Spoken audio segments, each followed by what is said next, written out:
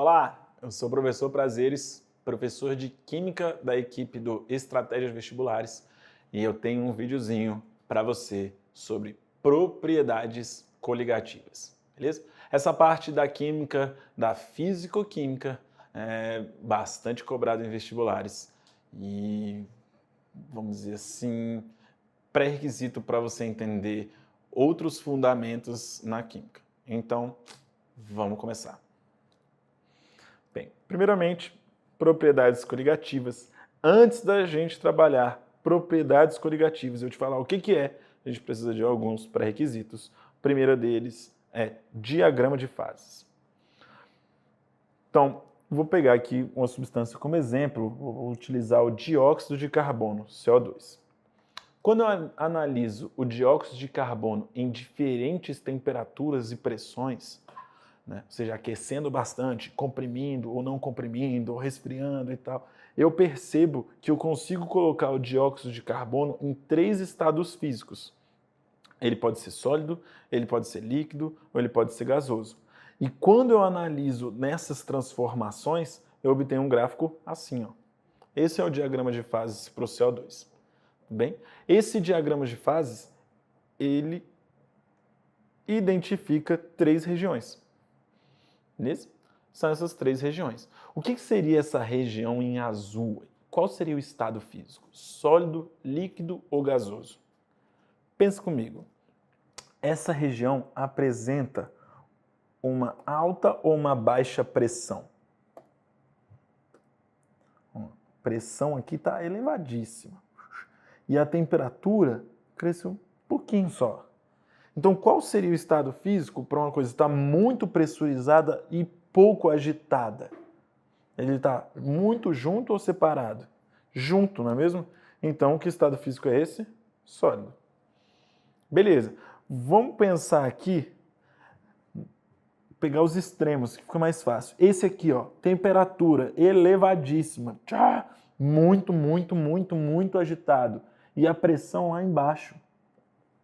Então, eu não estou comprimindo as partículas, não estou forçando as partículas a ficarem juntas e elas estão muito agitadas.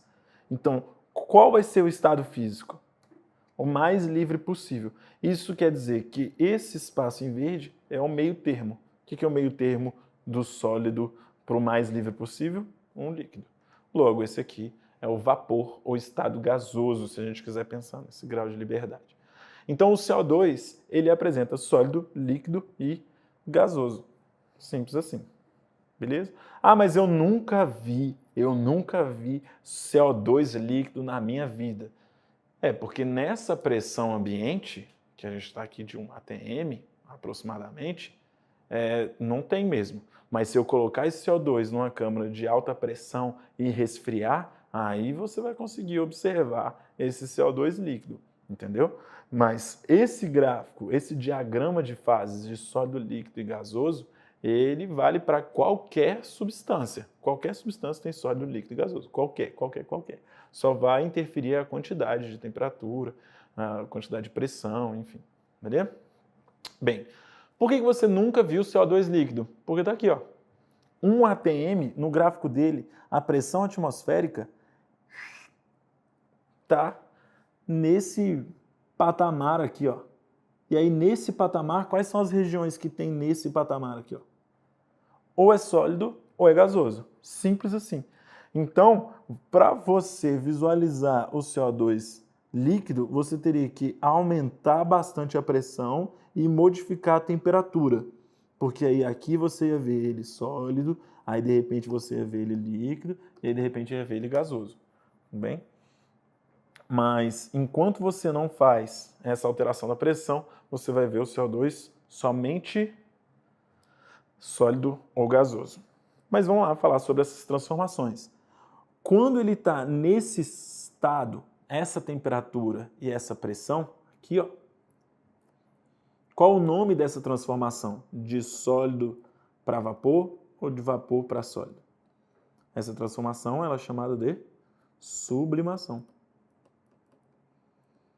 Então, todos os pontos nessa curva representam mudanças de estado, que eu posso estar indo ou voltando, né? Então, por exemplo, Se eu pego essa temperatura aqui, ó, e essa pressão, e aí eu estou transformando desse estágio para esse, eu estou saindo do sólido indo para o líquido. Que transformação é essa? Fusão. Se fosse o processo inverso, do líquido para o sólido, uma solidificação, beleza?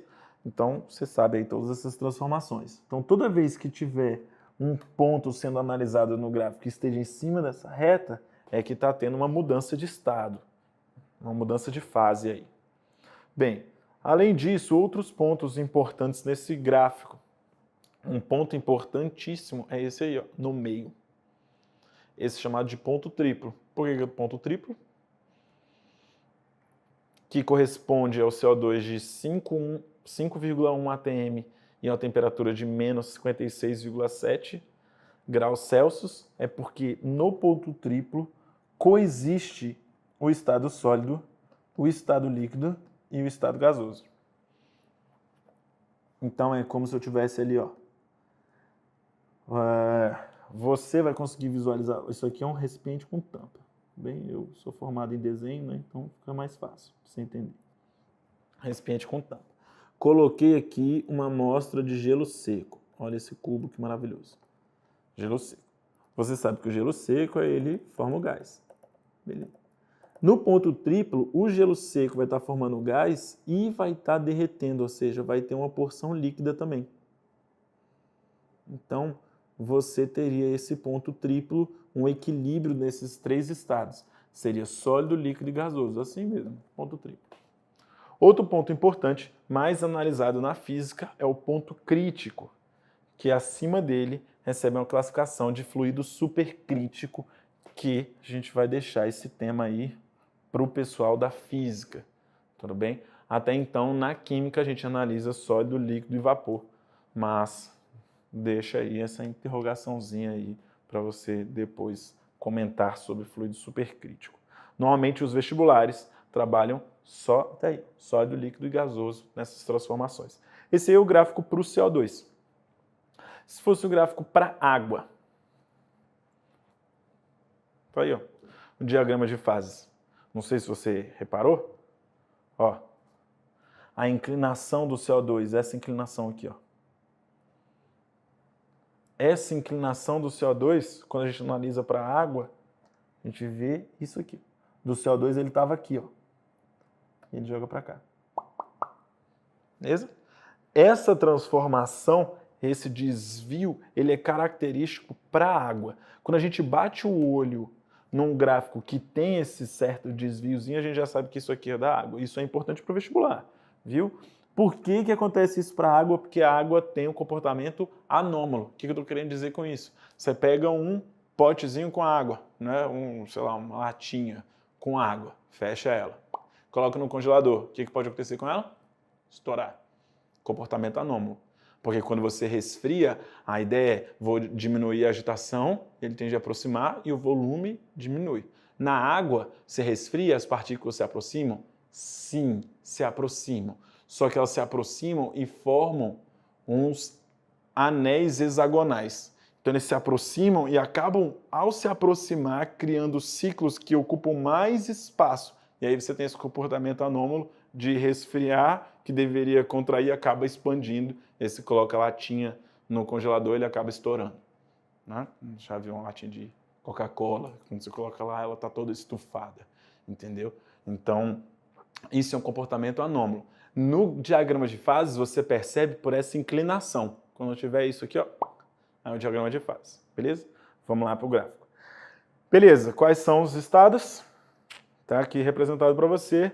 Esse em azul vai ser o de maior pressão e menor agitação, mais compacto possível. Sólido em vez de líquido. E esse aqui, o estado vapor. Beleza? A água, a pressão de 1 atm, você já viu ela sólido, líquido e gasoso. Onde é que vai estar essa linha de 1 atm aí? Aqui, ó. Então, significa que na pressão de 1 atm, você encontra a água no estado sólido, mudando só a temperatura, depois líquido de acordo com a temperatura e gasoso de acordo com a temperatura. O que não acontecia para o CO2, né? Porque no CO2 a gente estava bem aqui, ó, nessa pressão de 1 atm. Então, modificando só a temperatura, você só via ele sólido ou vapor. Quando você pega o gelo seco lá e coloca num copinho de algum drink, você vê ele do sólido já formando as bolinhas. Você não vê ele líquido, porque ele está nessa pressão aqui. Entendeu? A água você consegue observar. Bem, na água, nessa temperatura aqui é de 0 graus Celsius, que corresponde à transformação do estado sólido para o líquido ou do líquido para o sólido. Acontece a 0 graus Celsius. Então essa é uma temperatura que a gente chama de temperatura de fusão ou temperatura de solidificação. É o mesmo valor para ir ou para voltar. Bem, a 100 graus Celsius, a água sofre a transformação do líquido para o gasoso ou do gasoso para o líquido a 1 atm. Então a gente chama esse valor aqui de temperatura de ebulição ou temperatura de condensação ou liquefação. Normalmente temperatura de condensação. Para não ficar usando um monte de termo, normalmente a gente fala dos parâmetros de fusão e ebulição. A água apresenta isso aí. Beleza? Ponto triplo da água, seja o estado da água, a qual temperatura e pressão que vai coexistir os três estados. A 0,01 graus Celsius e 0,006 atm, esses três vão estar em equilíbrio. Então vai ter um gelo derretendo com vapor de água, com um líquido da água, tudo ao mesmo tempo. Bem, por que esse diagrama é importante? Vou dar aqui algumas aplicações que ele poderia ser utilizado para algumas questões de vestibular. Por exemplo, como é que a gente faz leite em pó? Não é? Leite em pó. E aí? Como é que a gente faz leite em pó? Não, leite é líquido e aí, de repente, ele vai ter leite em pó. Como é que vai ser feito isso? Ah, aquece ele e evapora todo ele. Se você fizer isso, você vai desnaturar todas as proteínas, né? Você vai ter carbonização de algumas matérias orgânicas que tem ali e vai deixar de ser leite, vai deixar de ter o teu. Então, eu só preciso retirar do leite em pó só a porção de água. Como é que eu faço isso? Congelo e ralo? Não faz sentido, né? Então, olha só. Leite em pó, utilizando o diagrama de fases. O que a gente faz com o leite em pó? A gente pega uma mistura. Então, eu peguei aqui um leite em pó, está uma temperatura ambiente aqui, ó. Venho e congelo esse leite em pó. Resfrio ele horrores. Então, se eu resfriei e mantido a pressão, ele vai estar aqui, ó. Beleza? Congelei todo. E aí, mantido a temperatura, eu diminuo a pressão. Porque mantendo a temperatura não vai ter problema de desnaturar a proteína, não vai ter problema de carbonizar alguns compostos orgânicos ali presentes. Então eu vou só diminuir a pressão, mas diminuir muito mesmo. Quando eu diminuo bastante a pressão, eu vou vir para esse ponto aqui do gráfico. Não, exagerei muito. Para esse ponto aqui do gráfico. E aí quando eu chego nesse ponto, qual é o estado físico da água? Gasoso. Então a água que estava todo sólido ir para o estado gasoso sofre sublimação. Eu retiro todas as moléculas de água que está ali e agora eu vou ter só o sólido sem ter que aquecer e mudar as características do material. Olha que sensacional isso, hein? Maravilhoso, né? Outra aplicação. Você já percebeu que, sei lá, quando você pega uma faca mesmo, pega um cubo de gelo e deixa bem assim, com o gelo tá bem seco, bem seco, sem líquido, arrasta, ele faz um barulho assim, tipo, né? Ou seja, ele não desliza. Por que o gelo às vezes desliza e às vezes ele fica uma fricção elevada, né? E por que quando você está andando de patins sobre o gelo você desliza e não fica ali cortando, uma fricção elevada? Olha o diagrama da água, vai te explicar isso. Então, deixa eu apagar aqui. Você está andando de patins no gelo, sei lá, em algum lugar lá, bem frio. Então está numa pressão de 1 atm, então a temperatura está aqui, ó. Resfriou, ele está aqui no estado sólido. Beleza? Quando você sobe no gelo, você exerce uma pressão. Quando você exerce uma pressão sobre o gelo, que agora não é só, né, o gelo ali a 1 atm, Ou seja, o ar está batendo, ó, vamos lá. O ar está batendo aqui e ele está com 0 atm. Então ele tem uma determinada agitação. Quando você pisa, agora a pressão que você exerce já é bem maior. Olha isso no gráfico. Quando você pisa, olha a pressão aumentando. A pressão aumentando e agora vai estar aqui, ó. Por que que você desliza no gelo? Porque quando você pisa, o que está entre a lâmina e o gelo é líquido. Então você fica deslizando no líquido porque o líquido foi resultado da fusão do gelo. Mudou a sua vida agora, com certeza. Não é? O que faz você deslizar... Lembra aquele truque de mágica que você não viu? Procura aí depois no YouTube. Depois. Tem um blocão de gelo assim, ó. Aí o cara pega... Eu vou falar Mr. M total agora. Aí o cara pega uma linha de nylon, aí vem forçando assim, ó, e vem cortando o gelo.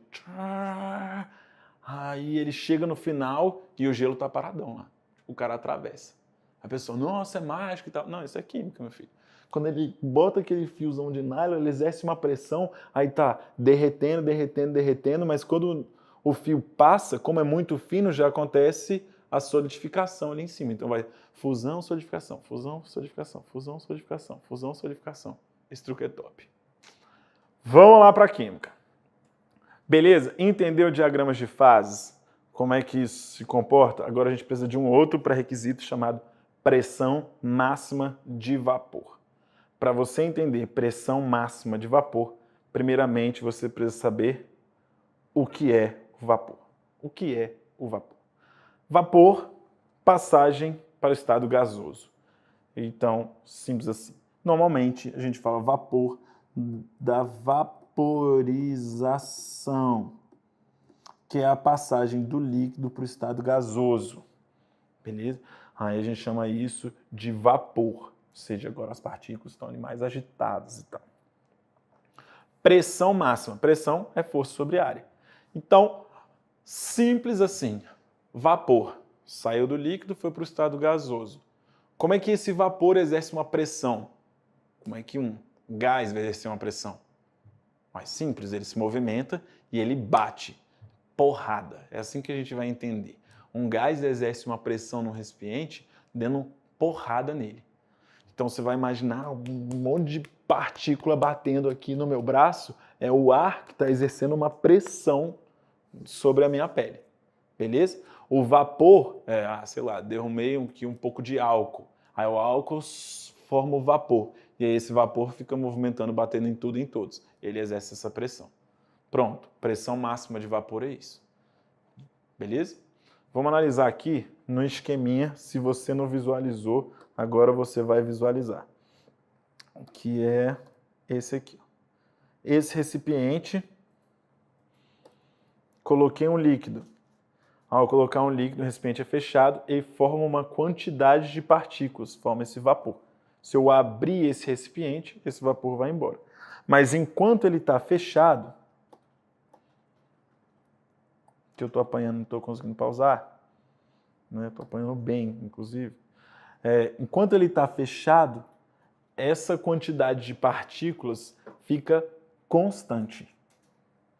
Beleza? Essa quantidade de partículas constante é o que a gente chama de pressão máxima de vapor. Então ele está fechado ali. Se a gente deixasse esse pote aberto, né, com o tempo poderia ter toda a evaporação desse líquido. Com ele fechado, vai ter um equilíbrio nessas taxas. Esse é o segredo desse. Então eu vou desenhar aqui em cima. Beleza? Imagina que eu tenho um pote fechado. Então eu vou começar a ter umas partículas em equilíbrio. Fazendo isso porque eu não consegui pausar o vídeo. Deu treta aqui. Esse equilíbrio é na taxa de transformação da vaporização com a taxa do vapor por líquido para a taxa de condensação.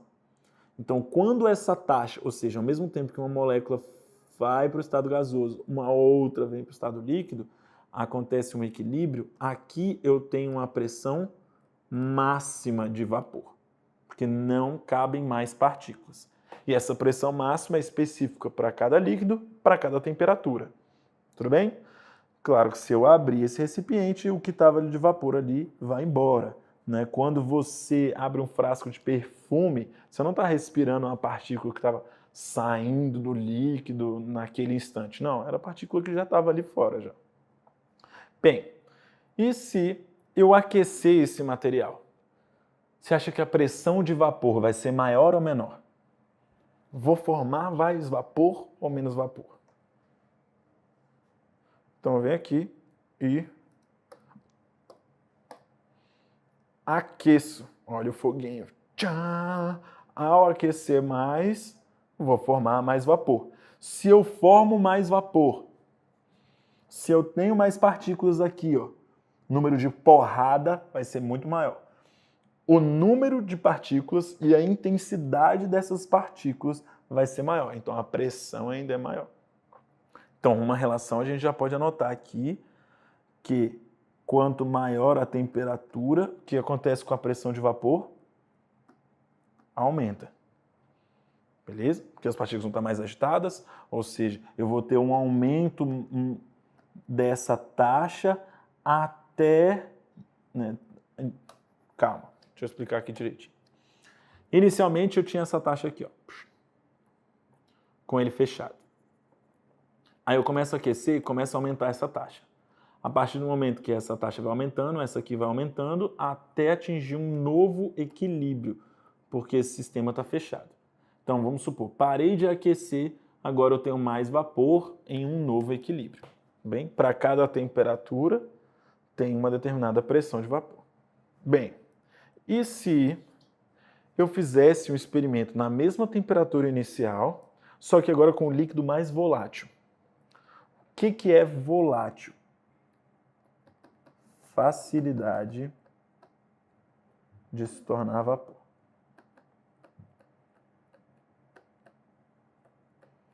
Quem é mais volátil? A água ou o etanol? O etanol evapora mais fácil. Então o etanol é mais volátil. Volatilidade é isso.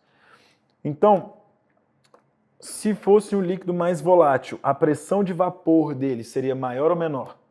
Tá aí, ó. Botei um líquido mais volátil, ele vai formar mais vapor.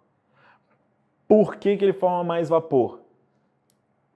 Porque as interações no líquido são mais fracas.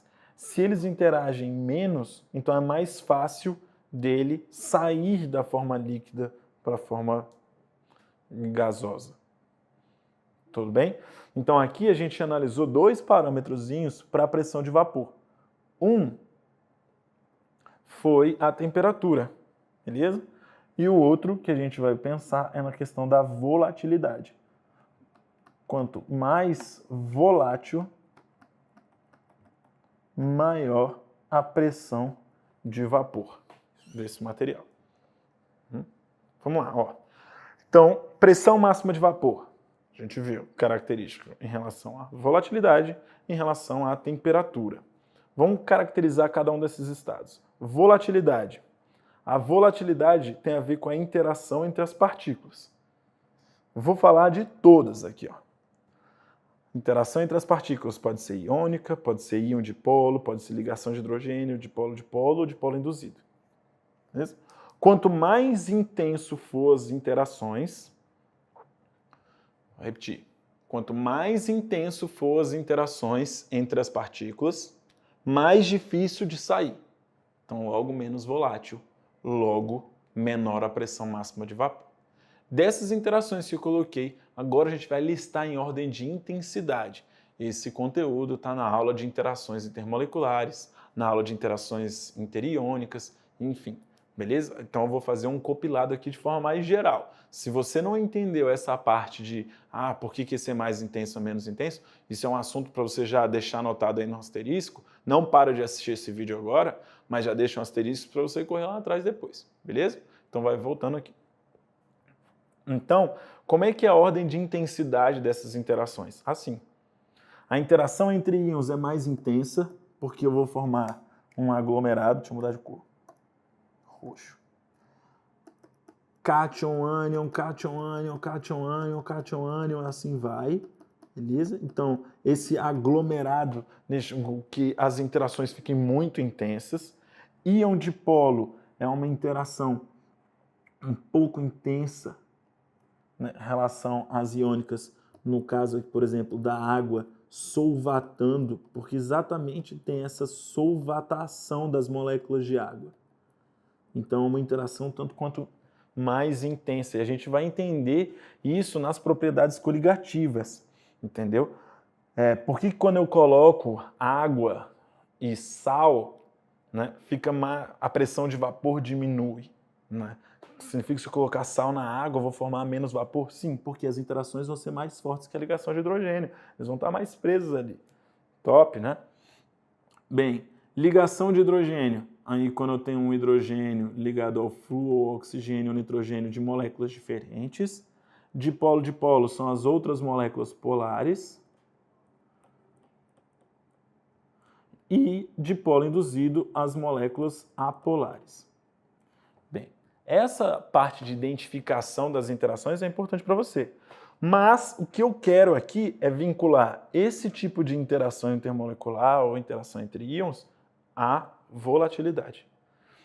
Se é mais intenso, então é mais difícil de ir para o estado vapor, a volatilidade é menor. Se as interações são pouco intensas, então elas conseguem se desligar mais facilmente, então a volatilidade aumenta. É claro que isso aqui é uma regra geral, há compostos apolares que apresentam altíssima temperatura de ebulição e fusão, beleza? Então aqui não é só a interação, você tem que analisar a massa molecular também, beleza? Bem, e a temperatura, a gente já falou, vou completar o slide aqui falando, ó, quanto maior a volatilidade, fazer o mesmo que estava no outro. Maior a pressão de vapor, para quê? Para você tirar um print aí para você estudar. Quanto maior a temperatura, maior a pressão de vapor. Pronto, meu filho. Vai dar um print aí agora. Ó. Plau. Top. Beleza? Mas esse print você não vai ficar memorizando, não. Depois, daqui a umas 3 horas, você vai lembrar que eu estou te falando aqui e você vai fazer isso sozinho. Daqui a umas 3 horas. Pode botar no despertador aí. Vai, eu espero. Daqui a umas 3 horas você vai colocar assim, vou tentar montar aquele diagrama de novo. E aí você vai montar o seu resumo. Entendeu? O resumo só é eficiente quando você faz. Você faz. Quando você pega o meu resumo, o meu esqueminha, não. Então, para que é importante? Para ver uma forma de alguém organizar aquilo, né? Sei lá, posso organizar cartas por cor, por tamanho, por várias outras coisas. E aí, de repente, eu te dou uma ideia. Pô, organiza por tamanho, pronto, eu te dei uma ideia. Agora você vai treinar isso. Então, toda vez que você vê um resumo ou um esquema, pegar essa ideia e falar, legal, vou tentar fazer. E não vou ficar copiando, beleza? Bora lá. Próximo. Outro tópico ainda nos pré-requisitos, ebulição. Como é que fica um gráfico de pressão de vapor e temperatura? A gente viu que quanto maior a temperatura, mais eu aqueço.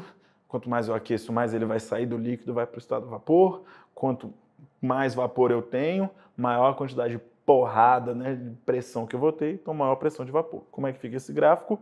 Assim.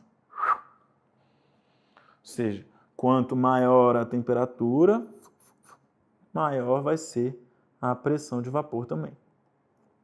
Então eles vão aumentando aqui. Beleza? Bem, se fosse fazer um gráfico agora, assim. Aqui eu estava analisando pressão de vapor e temperatura, agora eu quero analisar diferentes pressões de vapor, ou seja, para forças intermoleculares distintas. Eu quero a água, etanol e acetona. Beleza? Como é que vai ficar o gráfico para cada um deles? Primeiro, quem é mais volátil? Água, etanol ou acetona? Volátil. Bem, volátil é formar vapor. Quem forma mais vapor? A acetona. Então ele é o mais volátil entre esses três. Quem é o menos volátil? A água ou o etanol? A água. menos volátil. Ou eu posso falar fixo também, é o mais fixo. Beleza? Menos volátil, mais volátil. Vou fazer aqui 3 gráficos para você. Ó. Taranã, taranã, taranã. Beleza? Desses gráficos representa cada uma dessas substâncias. Um é água, o outro é etanol, o outro é acetona. Eu quero que você agora treine a sua linguagem matemática. Eu quero que você aqui ligue cada um desses. Você já sabe quem é menos volátil e mais volátil. Você já tem todos os pressupostos matemáticos. Agora você vai pegar todos os pressupostos teóricos. Você vai pegar esses pressupostos teóricos e linkar com a matemática. Beleza? Já escolheu? Vou lá, hein? Se não escolheu, dá um pause aí agora. Então, olha só. Para uma mesma temperatura, ou seja, numa mesma temperatura, a gente tem isso aqui. Essas 3 curvas. Numa mesma temperatura, eu tenho diferentes pressões de vapor. Eu tenho essa, eu tenho essa, eu tenho essa. Qual vai ter maior pressão de vapor? Essa aqui, que eu vou chamar de P1. Essa aqui eu vou chamar de P2 e essa P3. Quem vai ter maior pressão de vapor? Quem forma mais vapor facilmente. E quem é que forma vapor mais facilmente entre esses 3? O mais volátil. Então, essa curva é da acetona, porque tem a maior pressão de vapor. Quem tem a menor pressão de vapor? Esse, o P3, que é quem? A água. Então, esse gráfico aqui é para a água e esse gráfico aqui é para o etanol. Ó, que maravilha. Beleza? Bem, você perguntar, professor, esse gráfico é importante? É. Horrores. Isso cai e muito. Você vai ver quando você for fazer questões desse tipo. Tudo bem? Então, vamos lá, continuando o nosso conteúdo. Bem, isso tudo a gente vai relacionar com ebulição. Conforme eu te disse, esse é o tópicozinho da ebulição. Então, na ebulição, você vai entender, eu tenho um pote, beleza? Coloquei um líquido e eu abri o pote. Olha que sensacional. Abri o pote. Viu? Bem, tendo esse pote aberto, pote aberto, ele está sujeito à pressão atmosférica. Beleza? Então, para acontecer a vaporização, ele tem que vencer essa pressão atmosférica. O que leva a pensar se eu aumentar essa pressão aqui, ó, essa vaporização vai ser mais fácil ou mais difícil? Mais difícil, né? De vencer essa pressão toda. Arrasou. Então, olha só. Beleza. Comecei a aquecer esse sistema. Então, eu vou estar aumentando a tendência a formar vapor e a pressão aqui mantém constante. Então, vou estar ali formando vapor com mais intensidade. Ao aquecer, forma mais vapor. Até o momento que começa a formar essas, eu representei aqui por bolinhas, que são essas bolhas. O que são essas bolhas? Uma bolha, qual é o estado físico da bolha? Gasoso, né? Estado gasoso. Então, significa que no líquido, dentro do líquido já teve uma transformação de fase. Do líquido foi para o estado gasoso. Ou seja, aconteceu uma ebulição. Essa bolha ser formada aqui, ó, ela está sendo empurrada por essa pressão. Quando que essa bolha vai subir? Quando ela vencer, ou seja, se for igual ou maior do que essa pressão. Quando a pressão dos gases dentro da bolha for maior do que a pressão exercida sobre ela, ela sobe. Essa pressão exercida dentro da bolha que vai ser caracterizada a pressão do gás. Ou seja, a pressão do vapor. É a pressão do próprio gás. Está dentro da bolha. É o gás naquela temperatura, naquela pressão. Então, se a gente fosse colocar isso como valores, eu posso falar que a ebulição ocorre quando a pressão atmosférica iguala com a pressão de vapor. Você vai pensar na ebulição não no vapor que está aqui fora, que isso vai ficar mais difícil de você entender. Pensa na bolinha lá dentro. Tem um gás aqui, ó, e estão apertando ele para cá. Quando que essa bolinha vai conseguir vencer? Ué, quando a pressão dela de cá for igual ou maior que a pressão atmosférica, beleza? Então a ebulição é isso aqui. Para fechar, para ficar bonito, para ficar legal, essa primeira parte. Se eu fosse fazer um gráfico de altitude por tempo de cozimento. Quero cozinhar uma batata. Inclusive eu estou com fome agora. Quero cozinhar uma batata, beleza? O que faz a batata cozinhar mais rápido? Bora lá. O que cozinha a batata? Tem uma galera que fala, a pressão. Meu filho, a pressão não faz sentido, né? Você não vai assoprar alguma coisa, aumentar a pressão ou diminuir a pressão e o negócio vai cozinhar. Isso não é. O que faz a batata cozinhar, ela está mergulhada num líquido mais aquecido. É a temperatura. Porque o cozimento da batata tem a ver com a desnaturação da proteína, enfim, se aquecer muito, tem algumas reações chamadas de reação de Maillard, mas isso deixa para lá. Mas vamos pensar ali em cozimento de desnaturar a proteína, né? Ou outra estrutura, enfim. Então, esse aquecimento é que vai provocar essa transformação. Beleza? Então agora a gente vai voltar e vai pensar em aquecimento do líquido e altitude. Volta.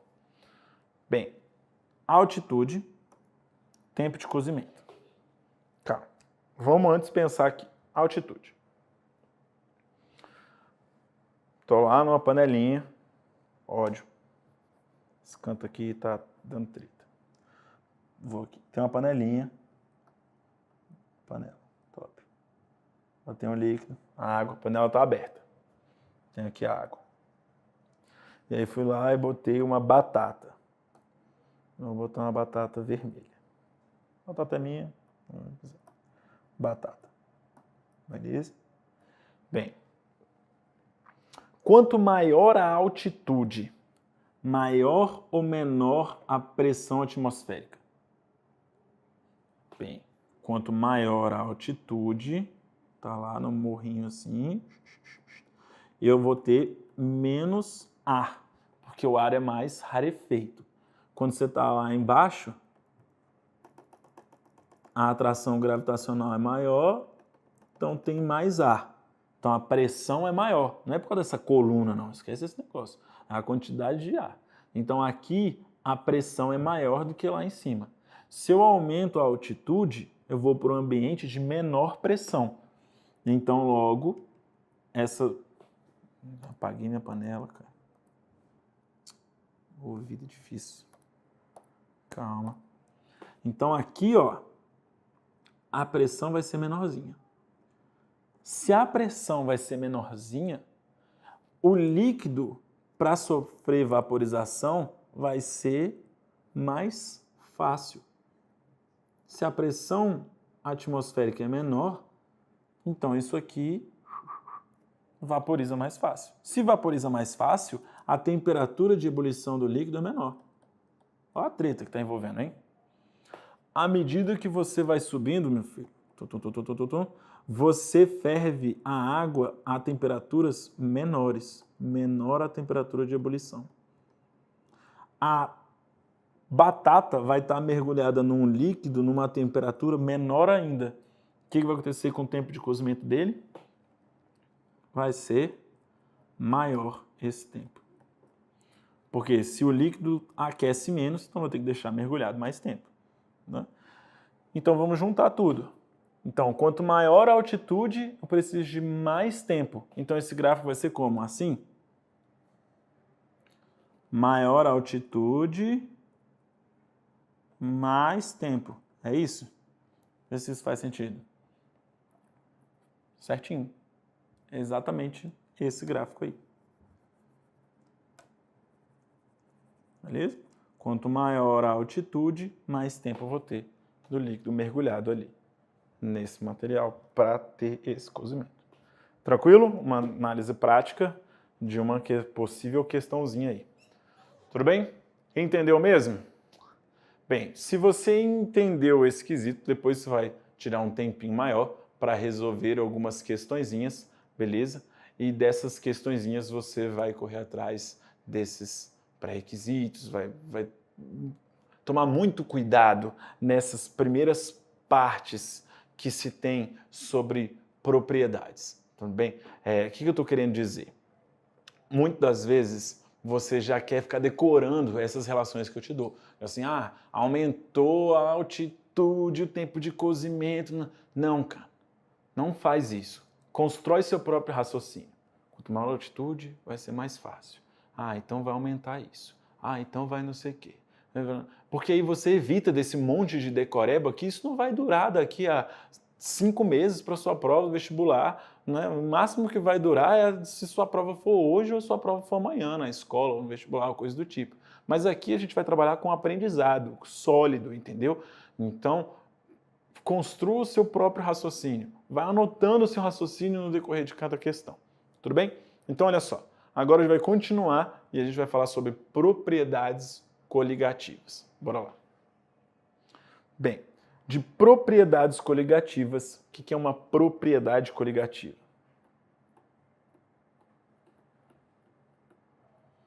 Coligativa.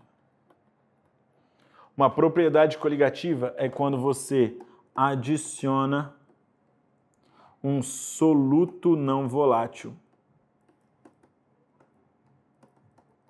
e ele altera as propriedades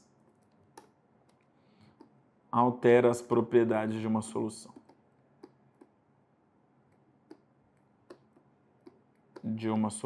Era para vir escrito isso no outro slide, mas aí vai ficar assim. Então, propriedade coligativa, tá aí, ó. É quando você adiciona um soluto não volátil, ou seja, a gente não está falando de alguma coisa que vai ser fácil de formar vapor, não, ele vai ficar lá no líquido e ele vai alterar as propriedades de uma solução. Primeira propriedade, essa que está aí para tu, chamado tonoscopia. Tonoscopia. Olha que bonito. O que é a tonoscopia? É isso aí, ó. Diminuição da pressão de vapor provocada pela diluição de um soluto não volátil. Vou formar menos vapor dentro desse potinho fechado. Como? Olha o videozinho, que top. Coloquei um soluto não volátil, abri o frasco, coloquei um soluto não volátil. Fechei o frasco. E aí, ao fechar o frasco, acontece uma dissolução e nessa dissolução eu acabo formando menos vapor do que estava antes. Por que que isso acontece? Vamos lá, faz todo sentido, né? Se as interações aqui são maiores e mais intensas, então vai se ligar mais ao solvente, ao líquido. Se liga mais ao líquido, mais difícil de formar vapor. Se é mais difícil de formar vapor, forma menos vapor. Se forma menos vapor, a pressão de vapor vai diminuir. Então, a dissolução, a adição de um soluto não volátil diminui a pressão de vapor. Faz todo sentido. E o nome disso é tonoscopia. Easy, easy, easy, easy, easy, easy. Beleza? Análise gráfica da tonoscopia. Bem, pressão de vapor. Então vamos supor que eu tenho aqui um solvente. Beleza? Nesse solvente, a uma determinada temperatura, ele tem a pressão dele lá específica.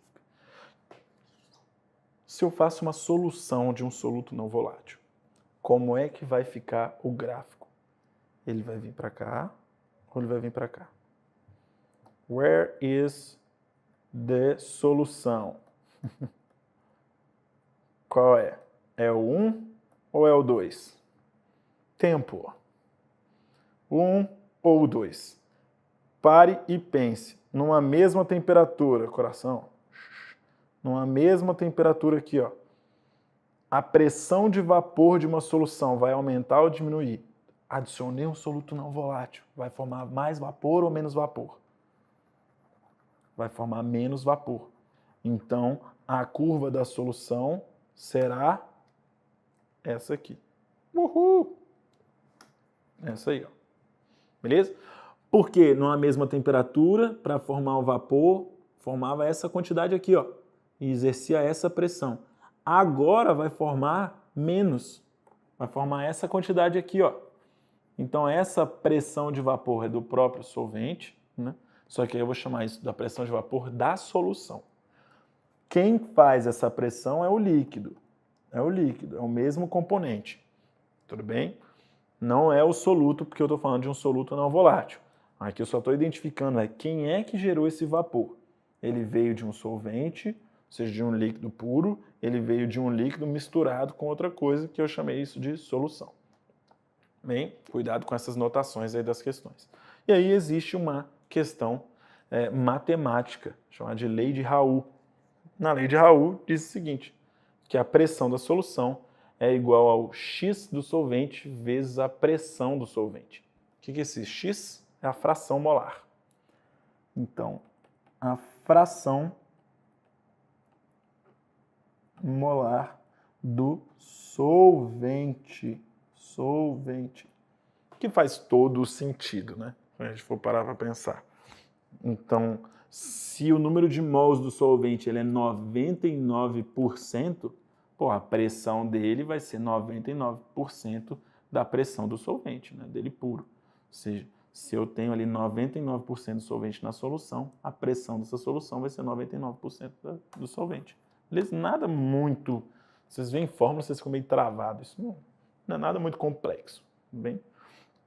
Se você entender que a pressão da solução ela vai diminuir, eu falo, diminuiu 30%, então logo, né, a concentração ali do solvente diminuiu em 30%. Simples assim. Bem, influência quantitativa do soluto. Uma dissolução, ela pode ser molecular ou ela pode ser iônica. O que eu estou querendo dizer com isso? Na dissolução molecular, eu tenho, por exemplo, uma dissolução de açúcar. Beleza? Uma dissolução de etanol. Você adiciona isso na água e ele continua dessas moléculas, é só por interação intermolecular. Solução iônica. Adicionei NaCl e separou em cargas, Na+, Cl-. Então, quando eu tenho um composto iônico em água, geram 2 solutos. Isso é importantíssimo. Se eu pego o etanol líquido e dissolvo, não separa em partículas. Continua o mesmo. A partir dessa noção é que a gente vai desenvolver essa análise quantitativa. Vou fazer aqui uma tabelinha de solução molecular e solução iônica. Vou comparar essas concentrações. Quando eu tenho uma solução de 1 mol por litro de etanol para 1,5 mol por litro de C6H12O6. Quem desses aí vai formar uma solução com menor pressão de vapor? Primeiro eu vou montar a equação. Eu tenho aqui C2H5OH líquido, que quando coloco em solução, formo C2H5OH aquoso. Está dissolvido.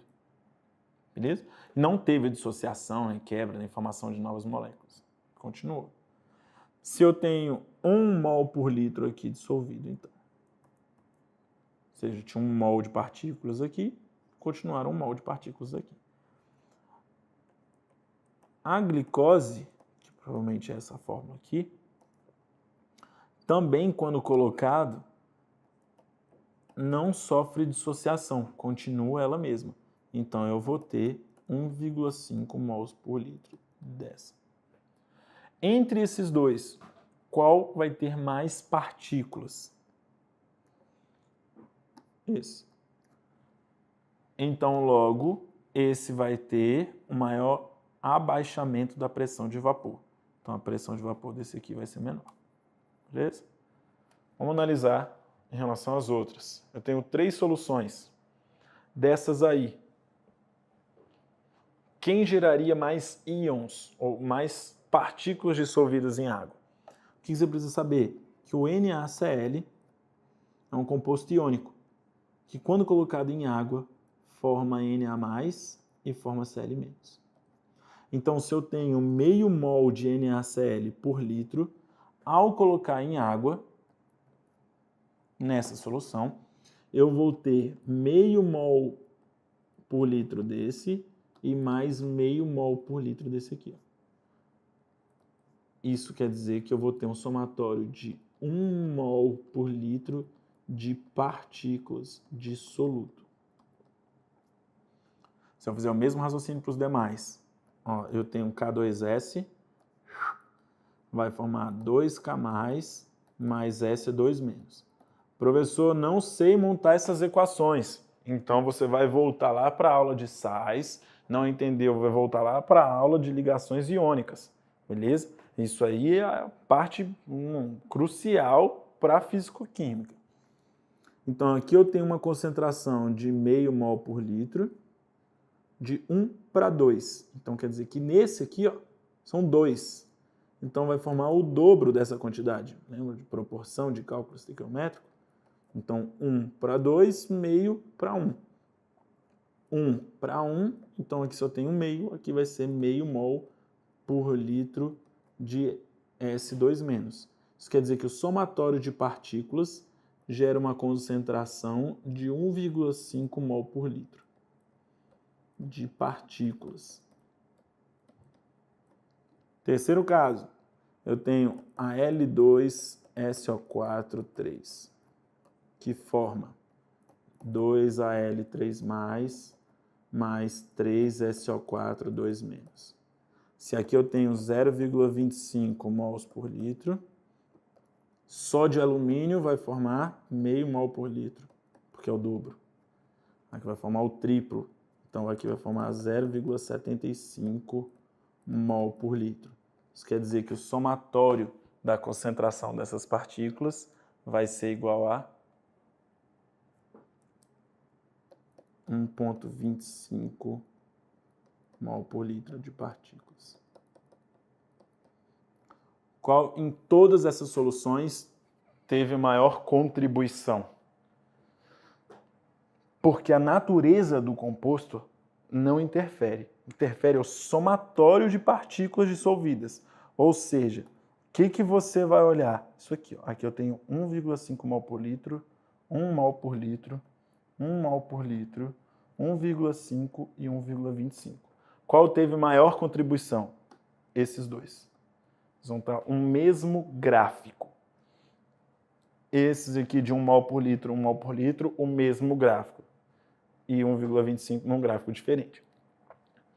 Então, anota essa observação. A dissolução de um soluto não volátil não depende da natureza do soluto. Ele pode ser iônico, ele pode ser molecular.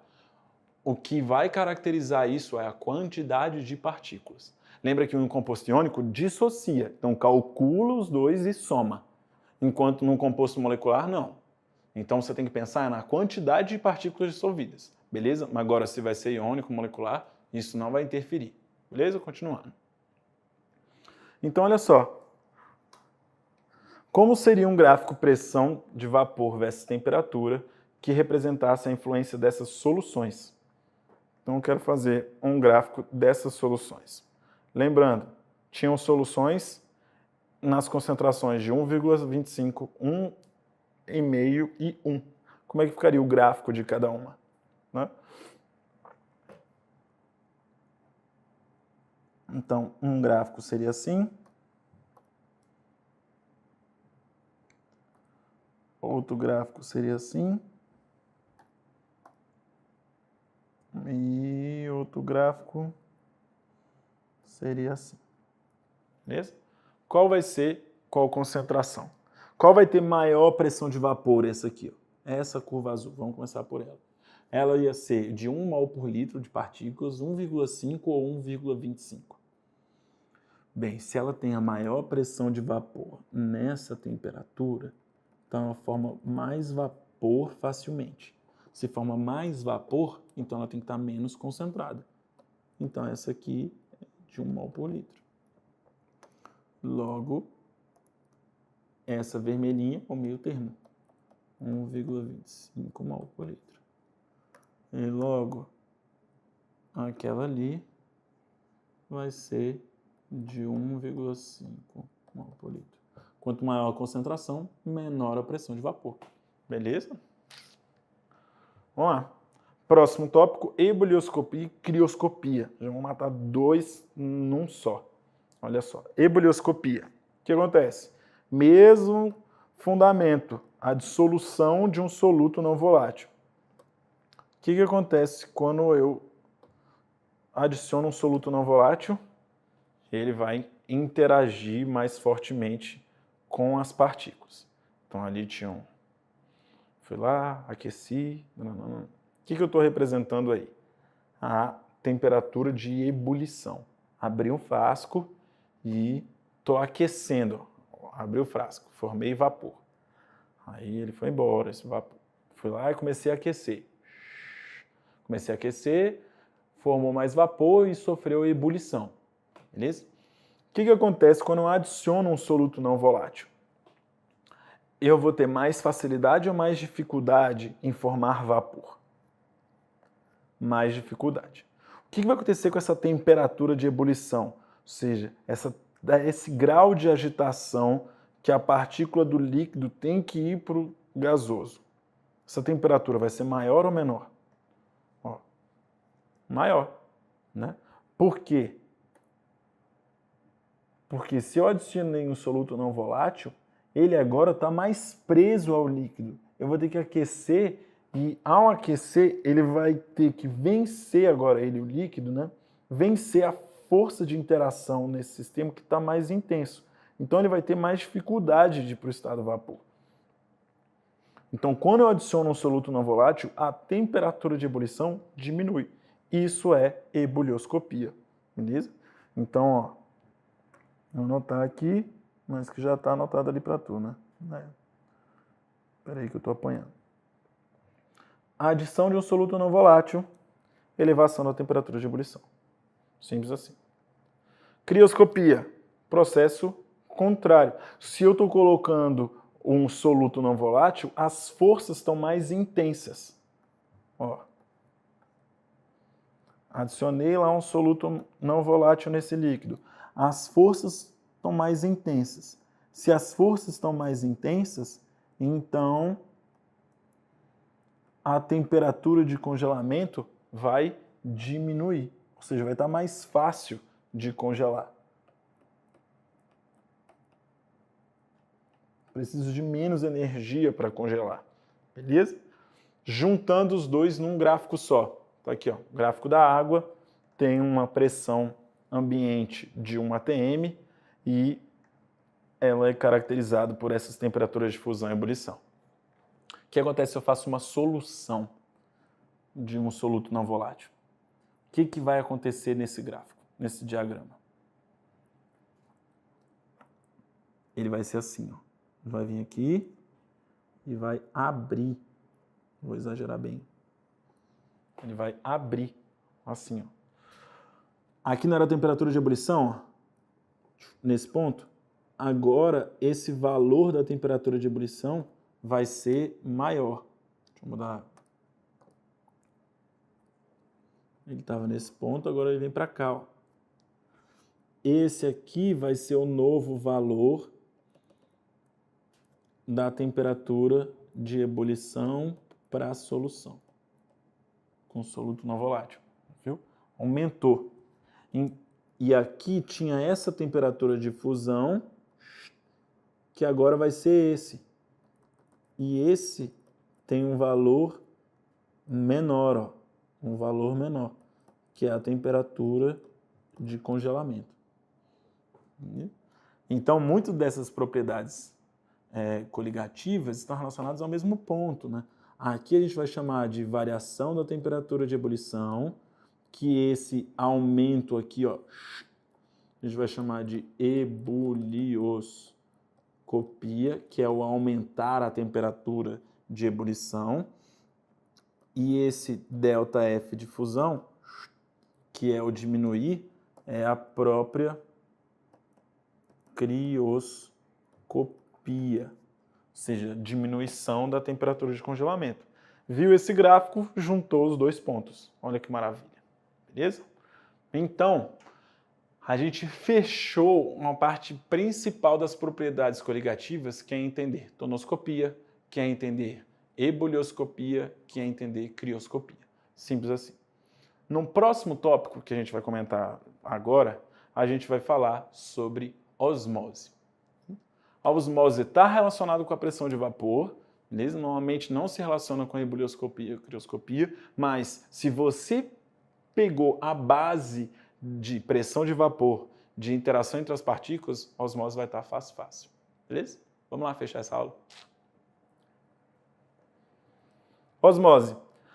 Você aprendeu lá na biologia, primeiro, antes do que na química, que é a passagem da água através de uma membrana semipermeável, de um meio menos concentrado para um meio mais concentrado. Você aprendeu isso como se a água tivesse vontade, tipo, vou ali, vou equilibrar, porque ela é boa, sei lá.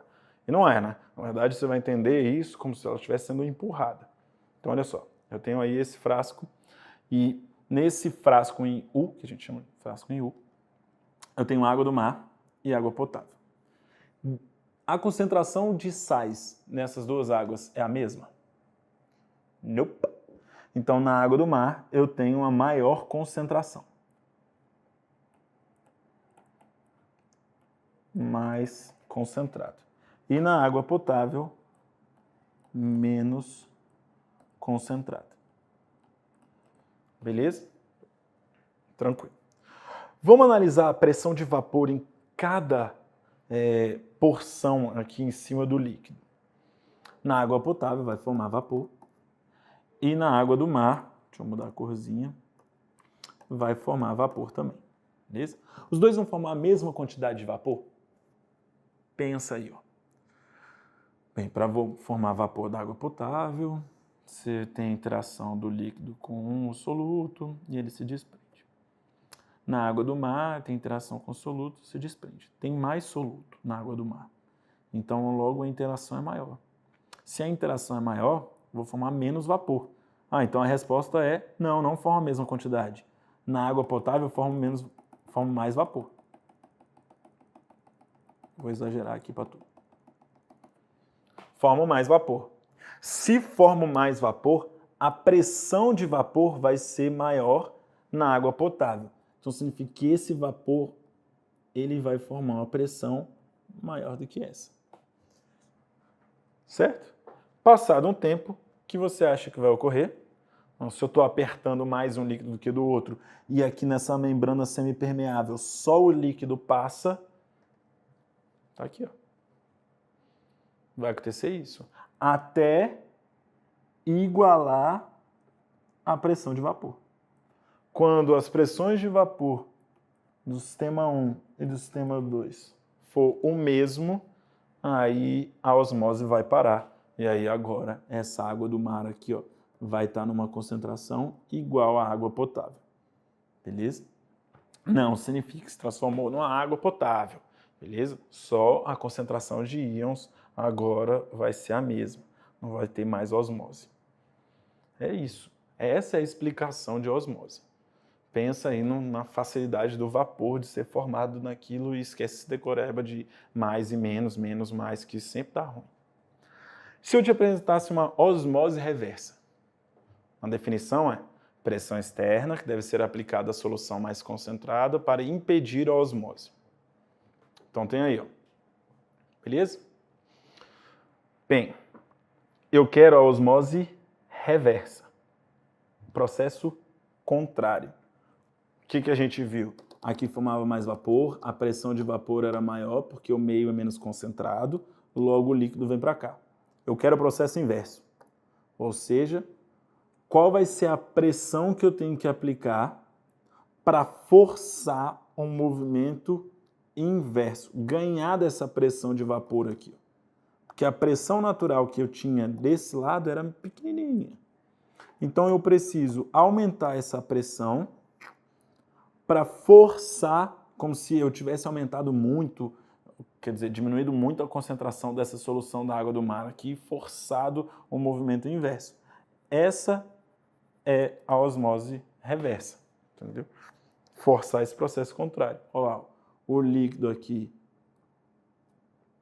as pressões aqui já vão se igualar, mas essas pressões que se igualaram foi porque eu apliquei artificialmente essa pressão. essa aplicação dessa pressão aí, para forçar esse caminho inverso. Posso calcular essa pressão? Posso. E essa pressão é chamada de pressão osmótica, que é o cálculo da pressão externa que deve ser aplicada à solução mais concentrada para impedir a osmose. Como é que você faz esse cálculo? Calcular a pressão de um gás. PV igual a nRT, que eu não estou colocando não é um gás ali em cima da pressão de vapor, não é misturado com a pressão de vapor para contribuir. Beleza. Vou jogar o V para o outro lado. Então vai ficar N sobre V vezes RT.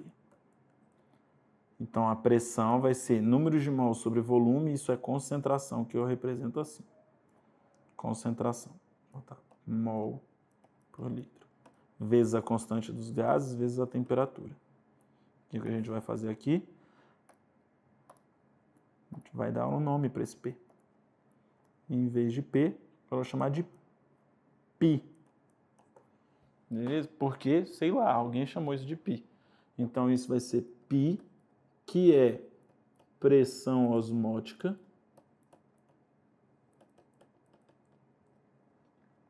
Essa pressão osmótica, esse vapor, depende da concentração da solução, vezes RT. Ou seja, quanto maior a concentração que eu tiver na solução, vai ser mais difícil de impedir o movimento da osmose. E faz todo sentido, porque quanto maior a concentração que eu tenho na solução, maior vai ser a pressão que eu vou ter que aplicar naquele sistema que eu estou chamando de pressão osmótica. Beleza? Quanto maior a concentração de solução, mais fácil é a osmose. Se eu quero o processo inverso, então vai ser mais difícil, porque eu vou ter que aplicar uma maior pressão para impedir esse movimento. Tudo bem, ladies and gentlemen? Então, queria deixar aqui meu muito obrigado. Volto ali no slidezinho para eu deixar claro, ó, aqui está o meu Instagram, Professor Prazeres, o canal aí, Professor Prazeres. Então, no Instagram eu tenho várias dicas, eu tenho esqueminhas, eu tenho informações importantes para os principais vestibulares que a gente tem no país, beleza? No canal eu vou alimentar aí com vários vídeos, né, de aulinhas gratuitas para vocês em determinados tópicos. Deixa aí seu comentário se você gostou ou não gostou, do que você queria ver, qual vídeo está sentindo falta. Deixa o seu curtido, beleza?